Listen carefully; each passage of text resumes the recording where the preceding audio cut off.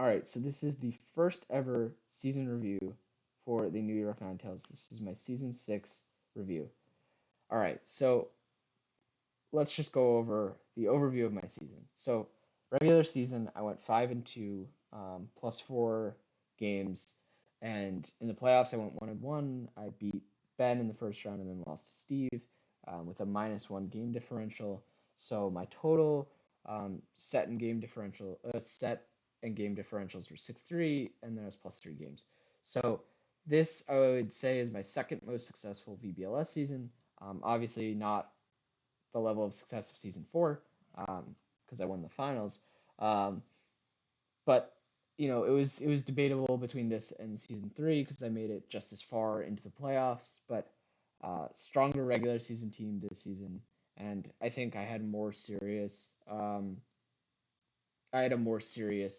contending team this season than I did in season 3, even though I made it to the same round in the playoffs. So I'm just considering this my second most successful season. So let's take a look at all the successes, all the failures, just everything that happened with the New York Ninetales in season 6 of the VBLS.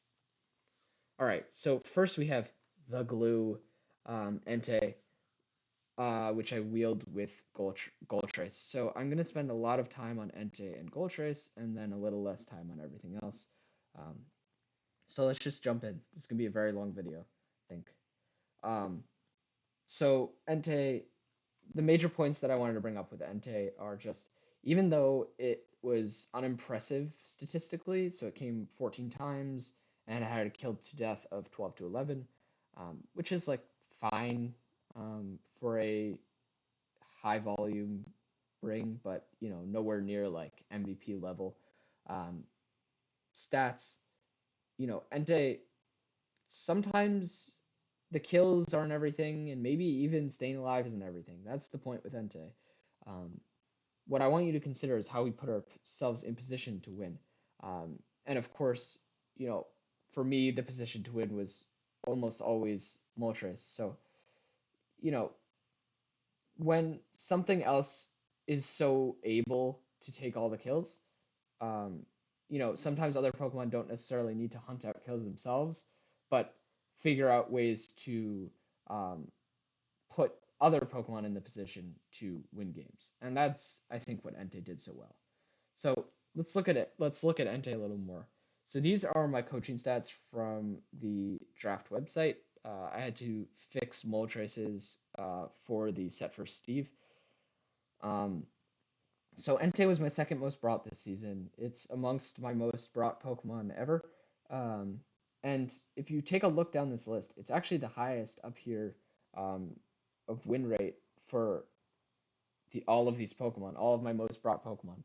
So Togetic, I think, is like right off screen. I think it's either somewhere in the 10 to 12 games played, and it's at 75%. So Entei is not quite my highest win rate for a highly brought Pokemon, but it is my second highest, and it clears some impressive names. Specifically, let's look at Metagross. I mean, 65% win rate is, pretty decent amount less than 71%. And Metagross was the defining Pokemon of a championship team, along with Umbreon.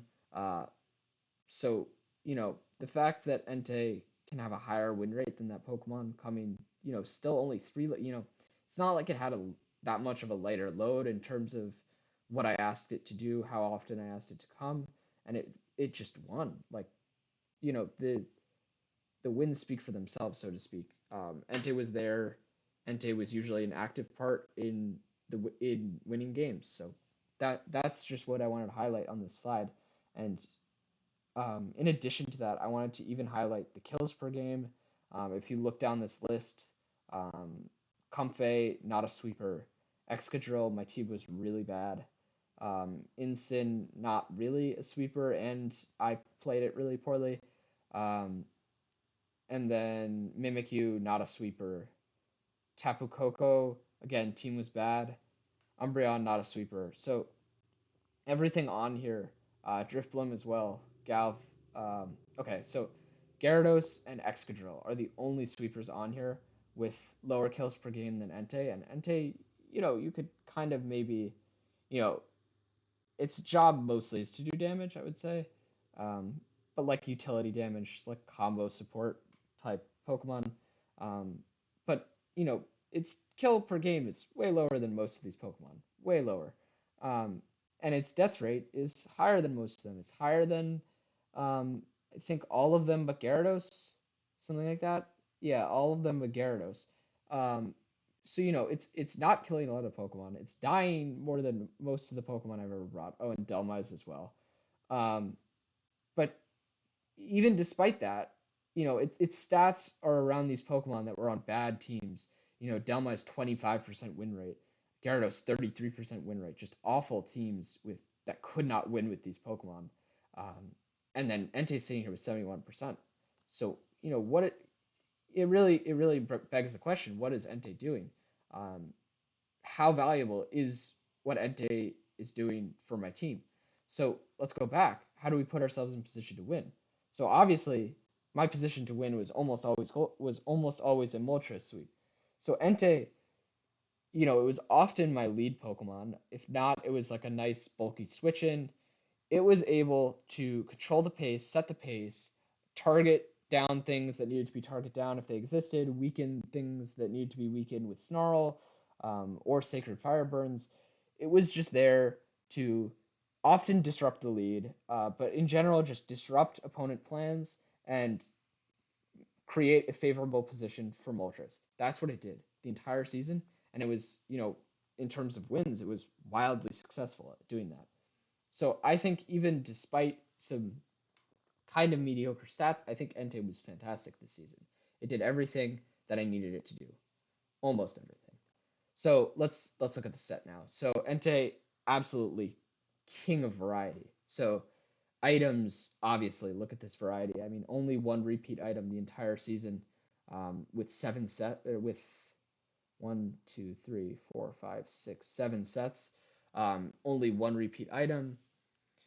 Moves a little more homogenous. Sacred Fire came all but 1 week, and the 1 week that it didn't come, the Entei set was terrible. So Sacred Fire should have come every time, and that's not because Entei has poor variety. It's just because Sacred Fire is absolutely busted. Stomping Tantrum came a lot, um, which Stomping Tantrum coming a lot is a little bit, uh, lends to my point that Entei kind of lacks coverage.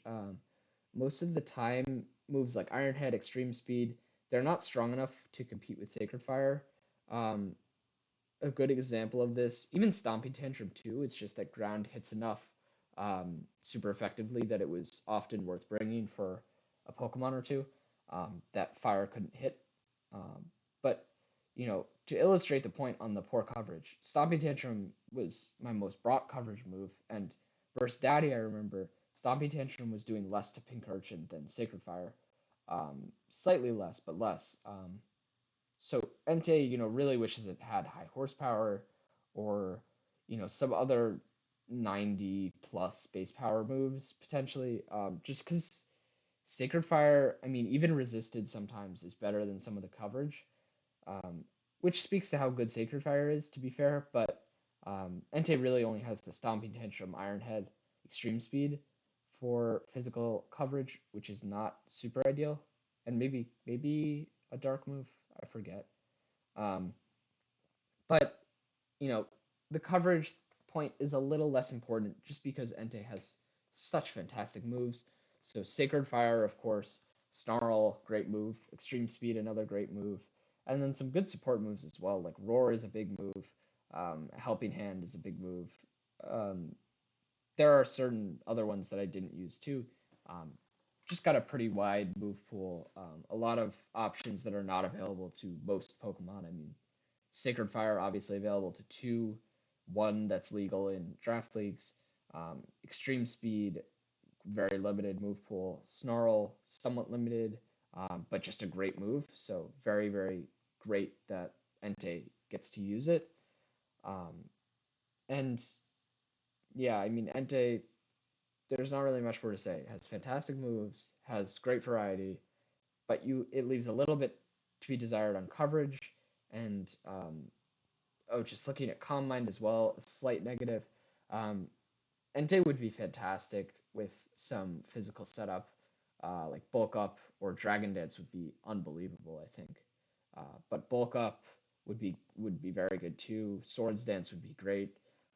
So it just with how bulky it is, it misses those things, or it wishes it had those things a little bit. But you make do with expert belt, life orb, charcoal. You make do with the items and leave sweeping to, or leave OCOs to things like Latios or legitimate setup mons, which I think was my error in that calm mindset. Is I wanted Entei to be something that it's not. It can't set up, unfortunately, which is maybe why you get coaching for it. But moving on to Moltres, the sweeper. So let's look at Moltres. So, like I said, Entei was putting me in winning positions. So, what does that really mean? So, I do want to value Entei for putting me in positions where Moltres could win a game. But clearly, the more valuable player um, in that dynamic is Moltres, because Moltres is just so good that there's so many win cons to push for usually. And it's just it was so ridiculously good this season. So bulky. I was so frequently able to get a nasty plot. Just like truly, I think the best setup mod I've ever used. Um, so you know the the successes of this dynamic of Entei trying to set up for Moltres to sweep are evident in Moltres' stats. I mean, regular season kill and kill a death leader, with a 20-6 kill to death, and then if you include playoffs, it had a 25-9 kill to death ratio. So, totally ripped through multiple teams. Um, from my stats page on the draft league site, Moltres has my second most kills per game at 1.67 ever. And the only thing that has more is Seismitoad at 2 per game, which was only brought twice. And then the closest for minimum of 10 appearances, which was my cutoff for, um, you know, Pokemon that were integral members of the team. Metagross was the closest at 1.47, so significantly less kills per game for Metagross. Um, you know, and that was my main sweeper on a championship team, and was pretty, in terms of kills per game, was pretty outclassed by Moltres. I would say Moltres is probably uh, the best sweeper I've had in terms of outcomes and stats. And then also Moltres was just super clutch. Do I have that here? Yeah. So Moltres is super clutch. So let's look at these. So where were Moltres' biggest performances by stat? Were those 20 kills empty? So here's a 6-1 versus Tay. Here's a 7-0 versus AC. Here's a 4-2 versus Jace. And here's a 5-2 versus Ben. So these four are my biggest games. So let's look at them. Tay, playoff coach. By week 4, I already needed to win every game, so huge game. Week 6, I needed to win out still. AC also playoff coach, 7-0. And then Jace is the only one here who is not a playoff coach in one of these huge Moltres games. But this was week 7, and if Jace beat me, he would have been a playoff coach. So, totally that caliber of coach. And Moltres, again, huge there.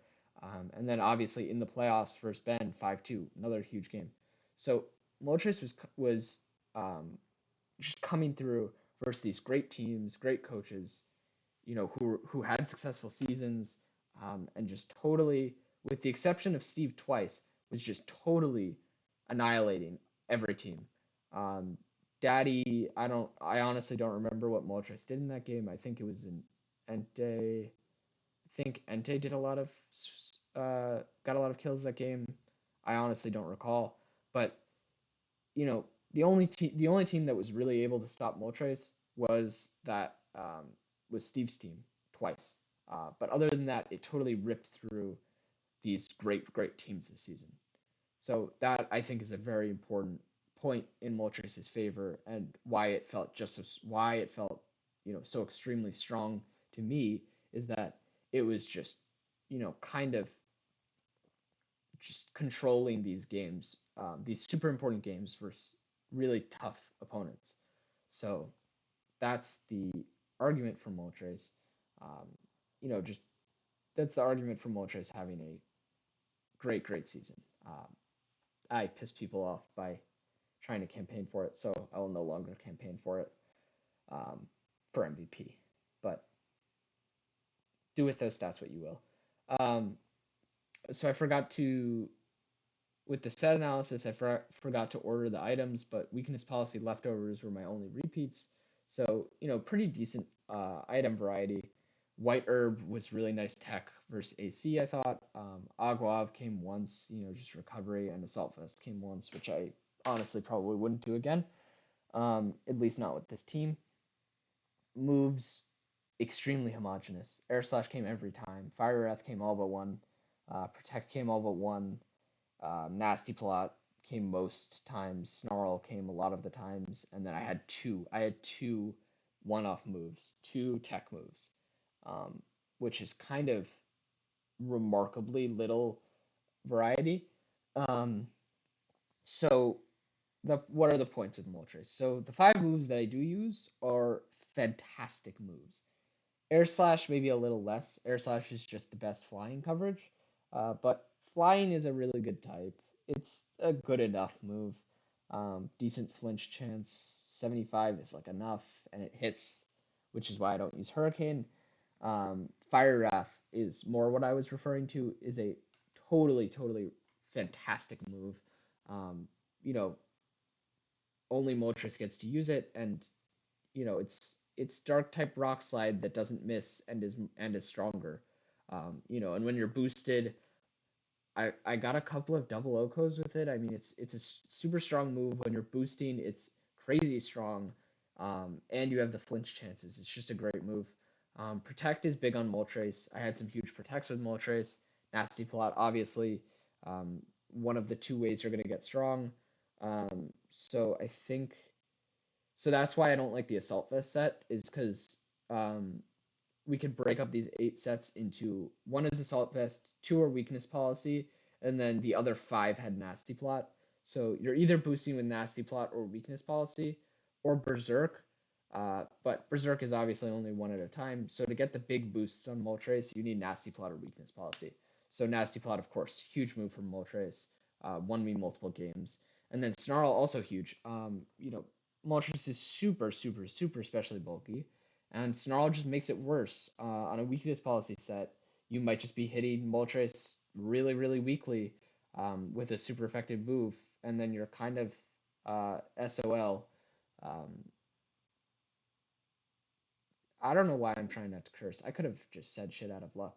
Um, I'm not trying to get monetized. Yeah, so Snarl, great move. And then Ancient Power is like fine. And Agility I like quite a bit on the weakness policy sets, but you're not going to run weakness policy every week. So Agility, nice tech. And then Ancient Power is, it's just coverage with Hyper Voice and Shadow Ball, I believe, are all of Moltres' coverage. And Shadow Ball is like pretty decent coverage move. Hyper Voice, probably not. Ancient Power is also not ideal, but it doesn't really matter. Your stabs are so good. Like every time I looked at the opponent's team, like the stabs were totally unresisted.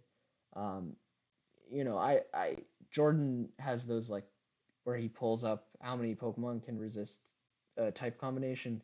Flying Dark, they're both strong offensively. Not a lot resists both, I can tell you that much, and a lot of super effective damage. So you don't really need the coverage all too much. So that's part of what leads to this homogeneous set making. Um, and yeah, so the variety had to come outside of the moves. So items, spreads, I'll show in a second. And I adjusted my set to the speed of game that I preferred. So, weakness policy, can either be very fast or very slow. So weakness policy can be fast if we're going agility. Well, that's a fast pace game plan because you're trying to get fast, get hit early with something that's super effective, and just insta sweep. But if you're the snarl weakness policy variant, it's actually a little slower. You're slow playing, you're just throwing out snarls, and you can just kind of wait for your opponent to do something, and that's a good way to just kind of be like a special wall. Um, and you know, then nasty plot is obviously faster paced. So you can adjust your set to how you want to play it. So nasty plot, it's a very specific game speed. You want it to be methodical up to a point, and then very quickly try to steamroll through, which is honestly what I did most of the time with Moltres. Is that you start slow and then you very quickly accelerate the game pace. Um, yeah, and another way that I use set variety to choose my optimal game speed, or gear it toward my optimal game speed, I guess, is again in those different investments of EVs and natures, which again I'll show in a second. And then yeah, Moltres has extreme lack of variety, and it's not even for lack of moves. Like it has some usable um, support moves. I mean, I'm sure it gets taunt. It does get after you. It gets some moves that would definitely be usable, but you just have aggressive four move slot syndrome. You always want Fire Wrath, you always want Air Slash, you always want Protect, you always want Nasty Plot, you always want Snarl too. So you're already working with five moves that you want. Snarl maybe you don't want every week, but the four other ones you basically want every week. So you know you're already struggling to fit into four moves if you're not including a tech move. So it's really, really, really hard to include a tech move on Moltres, although it usually doesn't need it. That's the upside of four move slot syndrome is you have the four move slots filled because the four moves are so good. All right, so I don't want to spend too long on this, but this shows, you know, I can't or I didn't use very much variety with Moltres in terms of moves, but I had a bit of item variety, quite a bit of item variety. And look at this investment variety. I can just totally. This is the blessing with Moltres, is that it's so bulky. It's kind of fast enough usually. Certainly with speed control, it's fast enough. Um, and it's like a little, it's a it's strong enough with a boost. It's super strong. Um, depending on your plan, you have a lot of flexibility in where you want to put the EVs. So we see week one, I went no speed at all. I went bulky and strong, especially, and then that was the assault vest set. So very bulky. And then week three, um, mixed bulk, because again, it's blessed with special bulk. So mixed bulk, fast, and kind. So that's like the quintessential like split spread of like bulk, offense, speed. And then the week after, week four, which was um, Moltres' first big performance, um, quite strong, especially um, bulky, especially as well, and then pretty fast. And then week five, bulky, just bulky, fast, and strong, quite fast. I don't need to list all of them, but different variations of bulk and speed and strength. And as you can see, actually, as the weeks go on, I start going bulkier and less fast and less strong. Um, so, at first my thinking was more with other Pokemon that I'm trying to sweep with. It's what do I want to be faster than? Um, Whereas as the season went on, I realized what hits do I want to live was the question that was worth asking more because by the end of the season I had gotten pretty good at knowing what I wanted to invest to live. And I had Moltres living some hits that people were super, super surprised about. My quarterfinals set was super bulky, could live, I think, Adamant, Stone Edge off Aerodactyl or something. Stupidly bulky. And that obviously worked quite well. Um, But you have the variety. You have the variety to go crazy bulky, live literally every attack that your opponent can throw at you. You have the variety to go super strong and at +2 kill everything, or +3 or whatever you want to get up to. And then you also have the variety to just be quite fast. Like, um, 90 base speed is faster than most Pokemon. If your opponent's faster, your opponent definitely has a faster threat, but if you can remove that with your Entei, remove that with whatever, or seize speed control with Latios, you know, you can get faster than most things with Moltres with proper speed control or proper, you know, game setup. And by that, I just mean, you know, you use your lead to target specific Pokemon and set up for Moltres. There are ways to make Moltres the fastest Pokemon on the field, or at least the fastest, faster than everything that your opponent can reasonably hit Moltres hard with. So it has a lot of this flexibility between bulk and speed and attack. And then also, as I said, I moved more bulky as the season went on, started, building some creative spreads to live some crazy hits. Um, Moltres, I realized as time goes on. So week 1, I started with Assault Fest, and then I very quickly realized Moltres is about one thing. You're trying to take Moltres, you're trying to take Moltres, which is a bulky Pokemon, and you're trying to use its bulk to create offense. That's what you're doing. It's a setup Pokemon. You're using your bulk to get Berserk boosts and get a nasty plot. Like that's what you're doing, and then you want to be able to survive or move first after you get those boosts. That's the idea with Moltres. So it doesn't matter how you invest to match that. You can go bulk, you can go attack, or you can go speed, or you can mix. I mean, you are going to mix and match them to some extent, but you can totally mix and match them. Like that's the idea with the Moltres sets. I did not run the same set, not even close to the same set once, I think. But if you're more interested, you could look more. But I'm just going to move on. So now for the rest of the cast, I haven't been checking time. I imagine this is already like half an hour. It's going to be a ridiculously long video. But I'll start moving faster now. So Latios is my best support. Um, decent item variety. I had a bunch of repeat items, but nothing super overwhelmingly, um, nothing super overwhelming in terms of taking up my item every time. So variety for the items, and then look at the moves. I mean, this is 8 sets for Latios, and there are 1, 2, 3, 4, 5, 6, 7, 8, 10, 12, 14, 16, 17 individual moves. 17 moves on 8 sets. So more than 2 new moves per set. And that's with moves like, good stab in Psychic, great stab in Draco, and Tailwind, the best move in the game, or one of the best moves in the game. And, I'm still getting my variety in. Because Latios just has a totally, totally crazy move pool. I definitely would classify it as a Rainbow Mon.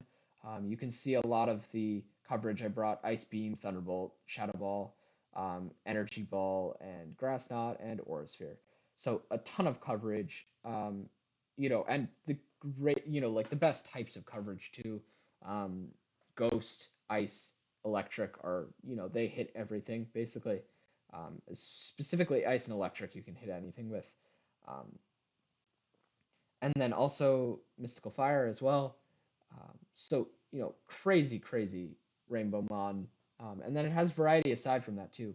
So it has the speed control variety, which is why I call it the speed control god, Icy Wind and Tailwind. And then, it has these just random support moves. Helping Hand is not super random, but Sunny Day is. Heal Pulse was super, super cool move. Great to have on a fast Pokemon as well. I think that was on a Scarf set too, so a very fast Pokemon. Just a very, crazy, crazy big move pool. I didn't even get to use. Yeah, I would need to check. I probably haven't gotten to use a good 25% of the interesting moves that Latios has to offer. So, great, great move pool, great, great Mon, and unbelievable variety. The downsides of Latios, the stab moves are good. Like Psychic is a good Psychic move, and Draco is a very, very good Dragon move. But both types are not great. I mean, Dragon's better, I would say. But especially together, Dragon and Psychic are not ideal. People make a point of getting Steel types. Um, so you do need to use coverage. You're it's very infrequent that you're gonna run dual stabs and are gonna hit everything neutrally. Um, so you are going to have to run coverage, but again, that's kind of fine because your coverage move pool is so unbelievably blessed. Um, and then Latios, the other thing, it just just the role on the team, it didn't have support to take full advantage of its move pool, so it's got some other moves. Like Calm Mind I did have twice, but it wasn't great when I used it. And then it has like Dragon Dance stuff, and I don't think I ever ran 3 attacks on it. You know, it's got a huge attack stat, special attack stat, excuse me. Um, and I don't know, it was always combo support, always combo support. Which is fine because it excels in that role, I would say. Um, but you know, a different team, with like a Clefairy, you get a little more out of Latios. You can Calm Mind once or twice and kill everything. There's a little more you can do with Latios than I was able to, but it was very good for the sort of specific role that it played on my team. And then I missed this point. Latios is just so what it did really well for me is that it makes every turn impactful.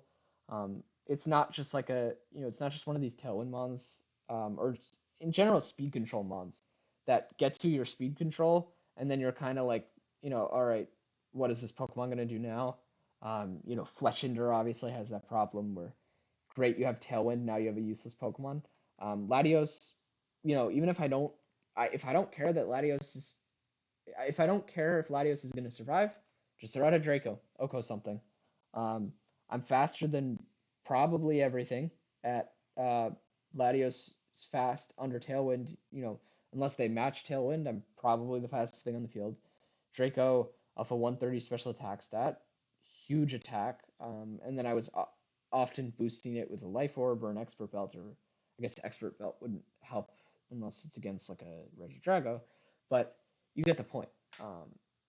I get to beam an opponent for 1 turn if I don't care about living, or if I care about living, I can protect, play it a little slower, um, throw out whatever moves I want to throw out.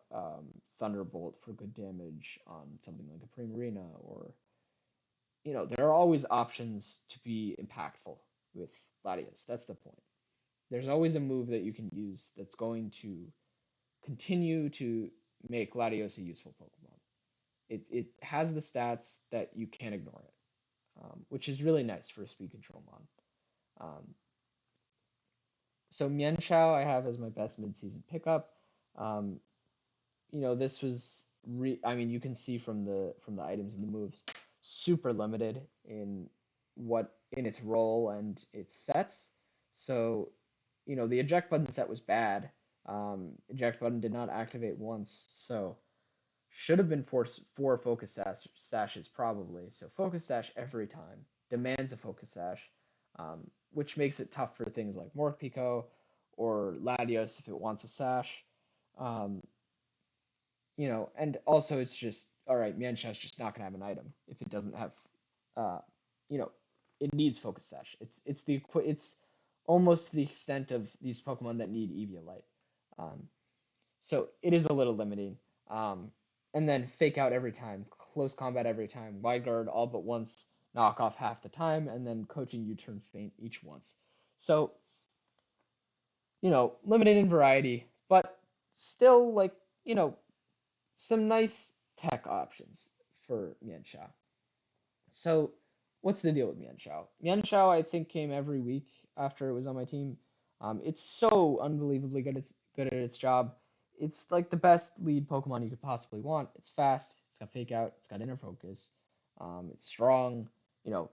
Great lead Pokemon. It has Feint as well. So, there's no way to play lead safely against Mienshao, um, which is why I wish I had it for longer. Um, and then I put in green that Mienshao is around for a good time, not a long one. So the focus sash, it is a little bit annoying that you always have to run a focus sash, but you know, you're usually, you're faking out one of the Pokemon typically on turn one, or they're protecting. Um, so, you're typically living to that second turn. So you have your first turn where you pressured fake out and, let your ally do whatever they wanted to do. And then you have your second turn where you can throw out a really strong close combat or throw up a wide guard, knock off an item. Mienshao, another Pokemon that it's not wasting turns. It is, when it's on the field, it has a presence on the field. So, just like Latios, which I really liked about my support this season with Mienshao and Latios, is that when they're on the field, they are actively doing stuff all the time. That's sort of the downfall of Klefki, I felt, was that, it does its stuff and then it's kind of just sitting there sometimes. Um, yeah, and then Mienshao, another nice point with Mienshao, it is kind of locked into fake out and close combat, but it has 1 to 2 slots then left for mix-ups, which in four sets I had one. I'm gonna classify um, moves that came once as tech options. So I had 3 tech options. Um, I guess knockoff is kind of a tech option as well. So in some limited sets, I did still get some tech in there, get some unique moves in there. You do have 1 or 2 slots always with Mienshao to use freely, which is nice. You're not totally locked in. Like Moltres was pretty totally locked in, or kind of totally locked in rather, to its moves. Mienshao, it's locked into 2. It really wants the third, but you have 1 or 2 moves that you can do whatever you want with. And with those moves, you have a lot of nice moves. You have coaching, you have feint, you have knockoff, wide guard, um, taunt, I think, which I didn't get to use. Really nice move pool. It doesn't have a ton of coverage, which is, you know, it's fine. It's not a sweeper anyway, so it's not a huge deal. And its close combat is so strong. Um, but it's got a lot of these like nice utility moves like coaching, which I do wish I used more, to be completely honest. Um, yeah, so like I said, it is limited in role. It does demand a sash. And the only other point with Mienshao is I got it mid-season and I was in win now mode, or win every game mode rather. So I wanted to stay solid. I did not really get to experiment with it until obviously versus Steve, which was a not successful experimentation. I'm not sure how much. Um, I'm not sure how much more Mienshao would have done with experimentation, but you know, I do wish I had a little more time to play around with it. Great Pokemon. So Swampert, Swampert's failures are my fault. Just totally. Um, yeah. So the good things for Swampert, it was the only grass weakness on the final team. That was great. And it is still a great Pokemon. I do want to note that because my opinion of Swampert hasn't changed. I still think it's a great Pokemon. I just really, really played it poorly. Um, decent variety as you can see with moves and items, but that's not really the focus of this Pokemon. So I'm just terrible at playing 4 times weaknesses. They always disappoint relative to expectation on my teams. Um, Gyarados last season, Magnezone last season, Magnezone another time in the past, Swampert this season. I can't recall any others. I guess honestly, Salamence was fine. But that's a Pokemon that's weak to ice on a Metagross team. Um, also with Rotom Heat, so a little easier to use. And even Salamence wasn't like fantastic.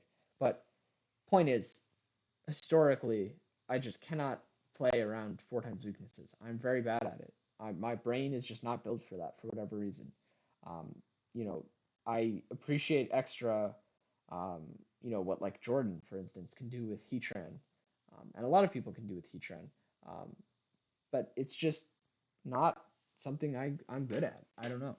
Um, yeah, and then even now trying to get past like, oh, okay, I'm just bad at using Swampert. I tried to analyze a little bit.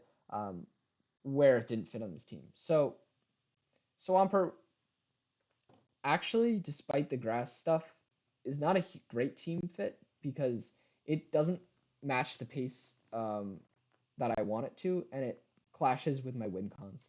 So what I mean by this is that Swampert wants either slow pace, which I want a little bit, but only for a very short time. My team, I want to slow down the game at the beginning as much as I need to then very, very quickly accelerate and try to steamroll. I do that with either Moltres setting up, or I could get Trick Room up and have Copper do Copper things.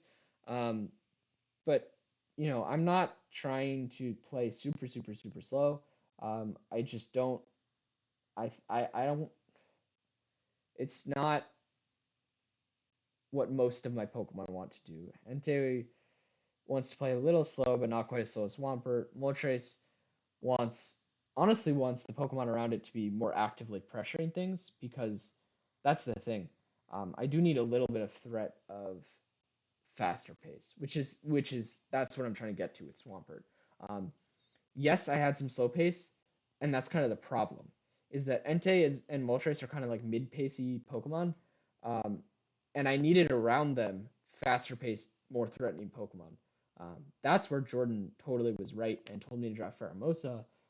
I still don't love Pheromosa as much as other people. I mean, it's obviously a great Pokemon, but I did draft Swampert over it, and obviously, if I could go back, I would draft Pheromosa instead. Um, but the point is, um, Entei and Moltres, they're a little slower paced, but they want their allies to be threatening Pokemon. And Swampert just isn't really doing that. Swampert needs to play quite slow. Um, at least I thought it did. Um, like I looked at bulk up a lot, and you know, if I was gonna go for a setup win con, I would just go for a nasty plot Moltres.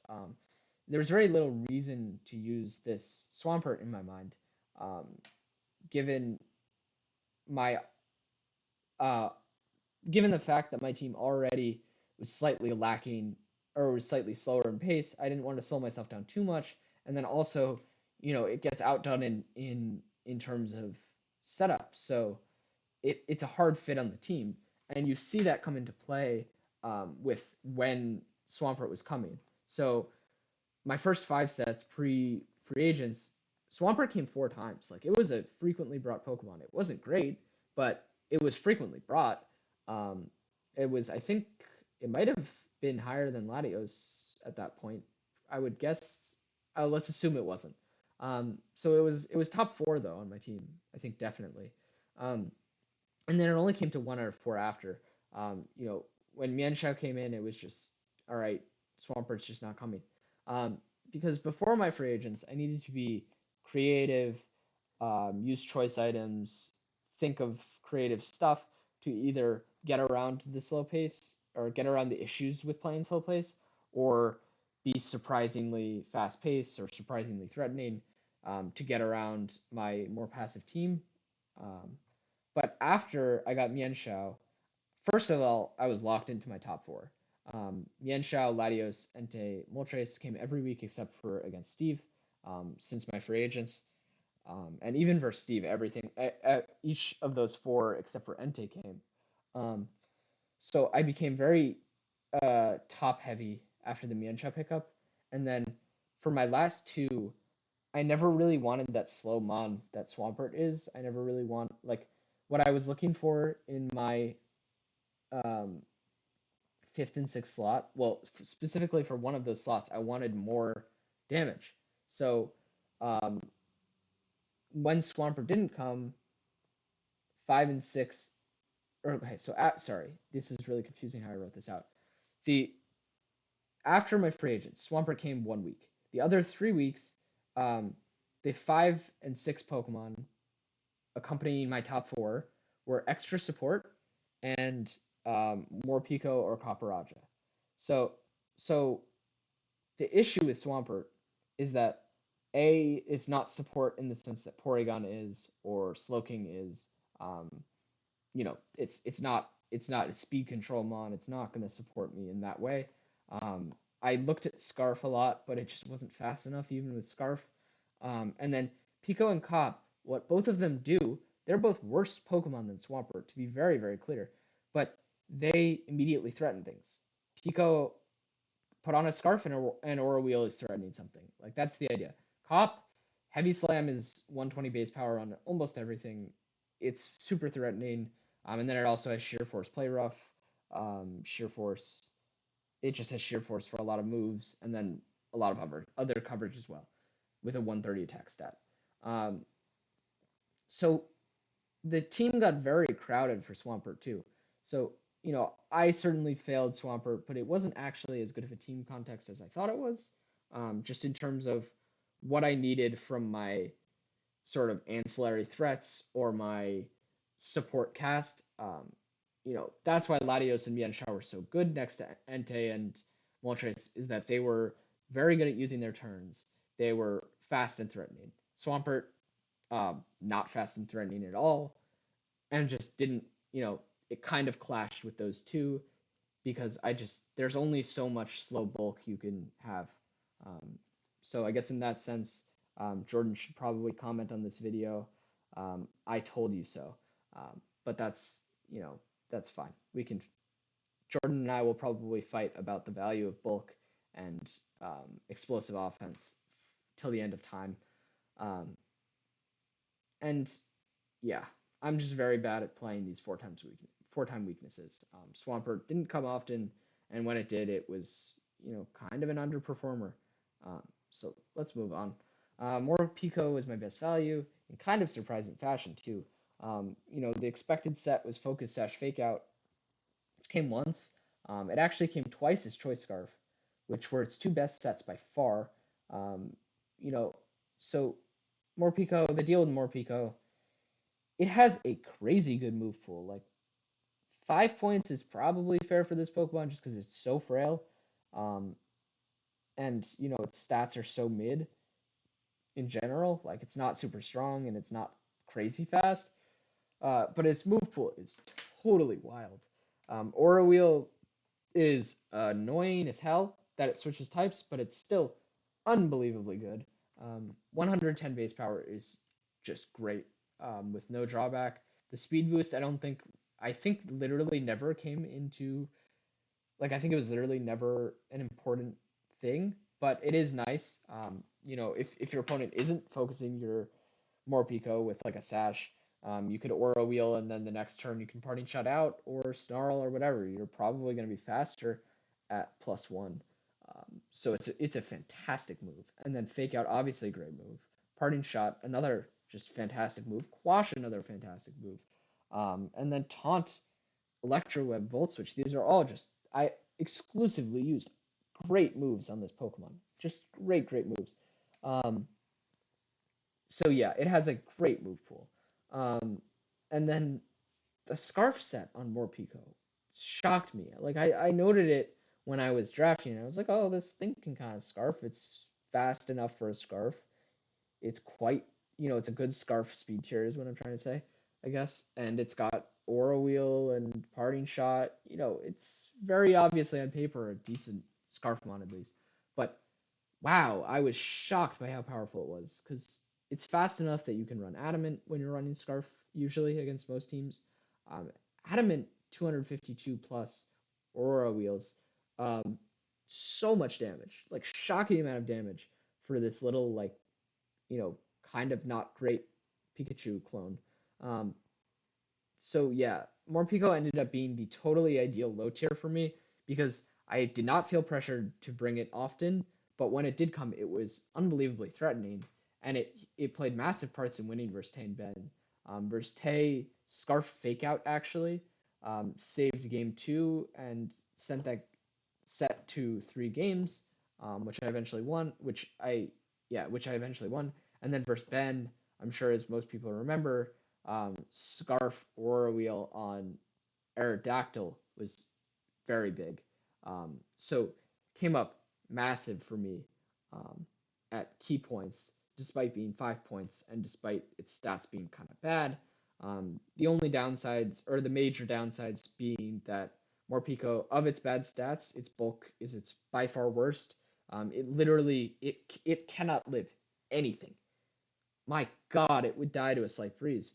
Um, and then also the scarf, the issue with the scarf, since I just used it versus Ben, I was thinking of bringing it versus Steve, but it just felt not bringable because he would expect that, since the scarf has been the most successful set for me, which is a little bit of, you know, it's only predictable because it was so good. So, more Pico, great job. You know, for 5 points, I'm very, very happy with what I got.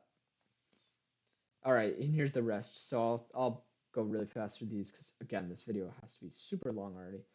I hope this is interesting. I hope you guys like this.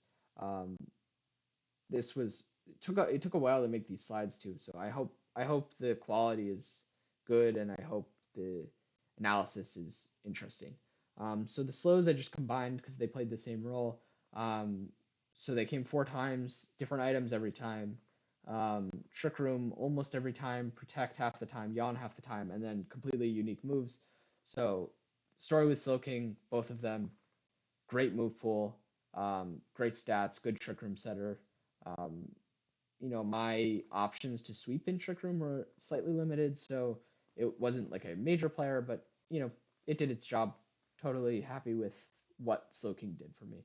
Rotom Frost actually did pretty well. I only got rid of it just because I wanted to get Mienshao, which was the right move. Mienshao is far better than Rotom and all of the other Pokemon I dropped combined. But Rotom was it's a Rotom. It does Rotom things. Um, it brings a Pinch Berry and it brings choice items. That's what I did. Discharge twice, Blizzard once. I forgot to order these too. Thunderbolt twice, Volt Switch twice. So it used all of the electric moves under the sun. Blizzard, Shadow Ball twice. I use Shadow Ball more than Blizzard, so the problems with Rotom Frost are the obvious problems with Rotom Frost. Blizzard is a horrible only stab, like terrible, unless you have a Hail team, but then you have a Hail team. Uh, so yeah, Moltres, you're leaning on the electric. I mean, Rotom, you're leaning on the electric moves, and the general Rotom utility pool. But you know, getting a Rotom on the cheap is always nice. So good Pokemon. Would draft again. Porygon. Sorry that I brought this for Steve because it's now banned in the Daddy plan. But Porygon was great. Um, you know, basically ran the same set both times that it came to. It's Eviolite, Foul Play, Trick Room, Eerie Impulse, and then a tech move is basically how I played it. So Foul Play gives you damage versus a fair amount of Pokemon, and then the Pokemon that you don't have damage against, you can Eerie Impulse. Obviously, it's a Trick Room setter. Very bulky actually. So I was pleased with Porygon. Obviously, Ally Switch a good move, Wonder Room, cool tech, and it's got basically the same move pool as Porygon too. It has a great move pool. I obviously do not get to utilize it a ton, but totally happy with that. Copper I used a little more Life Orb, Assault Vest twice, and Shuka, so decent item variety. And then it has a fantastic, if you want to look at it, um, move pool. I don't know that I would call it a rainbow mon, but it has all of the coverage it needs. High horsepower for ground, Iron Head with sheer force, or Heavy Slam with heavy metal. So super strong stab. Play rough with sheer force also hits really hard. Heat crush hits really hard with heavy metal or without it, because Copperajah is one of the heaviest Pokemon. Um, but yeah, those are all great moves. Power Whip is well, all right, maybe Power Whip is not great. Um, uh, but it has more too that I didn't bring. It has Snarl. It's got a ton of moves. I brought Curse, which is probably not a good idea. I think it got killed very swiftly. Um, yeah, Copperajah, I mean, it's exactly what you'd expect from Copperajah. Or maybe not. So it's super strong. It's unbelievably strong, and in that sense is great value, and I would pick it again. But the 122 HP is honestly a little deceiving. I thought 122 and 69 defenses, nice. I thought that was like a slightly not bulky enough Pokemon. It is so frail. Like it feels so much frailer than it should, with that 120 HP. Even with investing a lot, it just it just can't survive stuff. I mean, I guess maybe it's the expectation of a Trick Room Sweeper, to be chunky, but it felt quite frail. The close combats, the flamethrowers, they're all coming. They're all going to do a lot of damage. Um, which isn't to say that Copper is bad. You just have to be really careful about how you position it. I'm pleased with, uh, what I got, and my only complaint is that the 80 special attack is dumb, and it should be min maxed, and like 20 points should go from special attack to defense, and 20 points should go from special attack to special defense. And then this Pokemon would be great. This Pokemon would be like a one of those draft staples that's not like good in the meta per se, but is a classic draft Pokemon. Um, but that's not the point of this recap. Um, you know, pleased. I'm pleased with Caparaja. And then a little more of the rest. So keys, keys, you know, it's a prankster screener. It was a little boring for me. I probably should have screened more with it, just because I mean, I probably would have won more games if I just threw up screens more.